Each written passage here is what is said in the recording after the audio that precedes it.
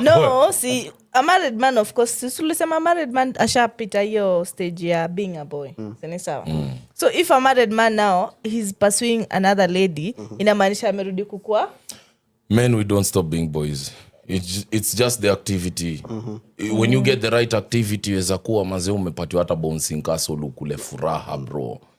Yani we miaka yako so dating a married man is just like dating a boy. Story ya kusema ati dating men in general. Wacha married wote tu. Food chain from boy to men. Sasa shida ndio hapo ndio inapokuwa tuna pretend sana kuimpress the girls, but if you go with honesty and this girl likes you the way you are, imagine that relationship inaweza kwenda a long distance sana. There'll be no so much expectation like sasa wewe umeziweka standards zako ziko high, wewe mwenyewe hujiwezi high hohe kama baiko, alafu sasa mimi kitu moja nitaagree na wewe, tuko na unrealistic expectations bana, unrealistic pande zote mbili.